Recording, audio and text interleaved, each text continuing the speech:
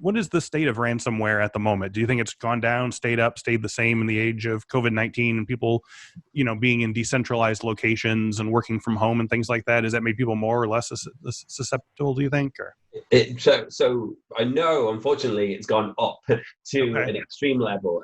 Probably the highest jump we've seen in the last 3 years has happened in the last 3 months. Okay.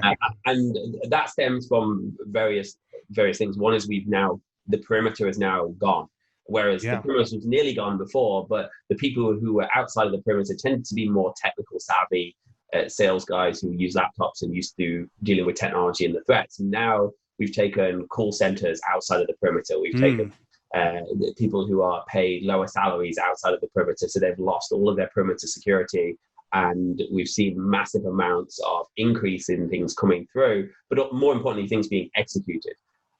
The other huge contributing factor is nobody knows what the norm is anymore. Nobody knows, is it normal to get an email from my CEO asking me to open something? Because normally the CEO or the call center manager was sitting across the room from us. So now when people are at home, they're not necessarily the most tech savvy people. They get these emails, ask if you want to enable this macro, do you want to click this file, do you want to download this file?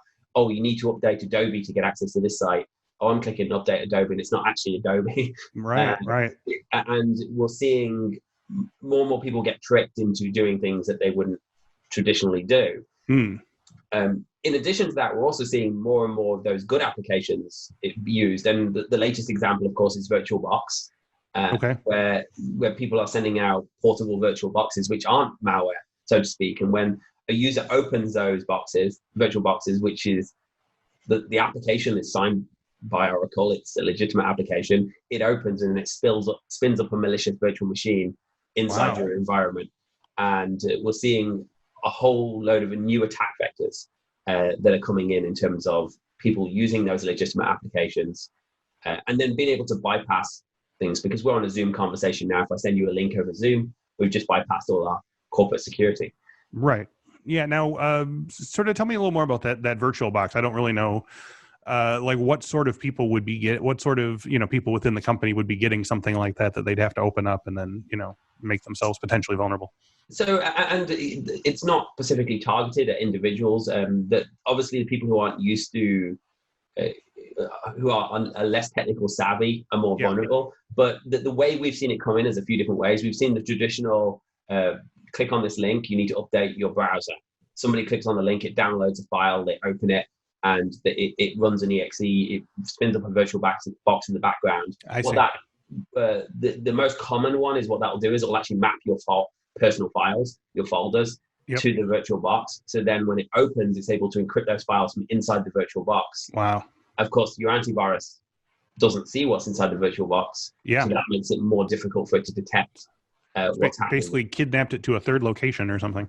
Yeah, so that's one way. Word documents are pretty common as well. People clicking on macros and saying, I want to, or it calling out PowerShell script.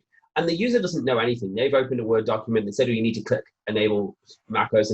But for me, obviously, it's pretty easy for me to say, why would you enable macros? But new visitor in the queue. There are so many security alerts. There are so many messages that pop up on your computer saying, are you sure? Are you sure? Are you sure? Nobody really knows what they all mean. So they just keep clicking, unless you're a technical professional. Yes, because I need to get this document open.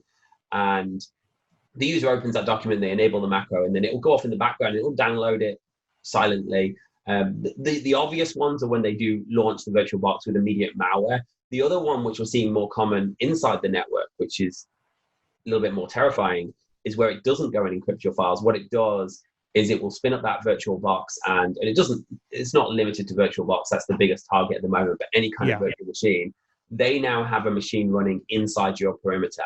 They now have TeamViewer installed on that machine, GoToAssist installed on that machine, and they can connect to that machine. They can scan your network. They're basically plugged into your lab.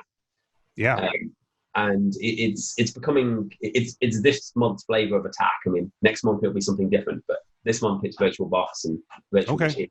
New episodes of Cyberwork are available every Monday at 1 p.m. Central. And don't forget to claim your free month of Infosec skills. Sign up using the code CYBERWORK and you'll get unlimited access to hundreds of courses, hands-on labs, certification practice exams, skills assessments, and more.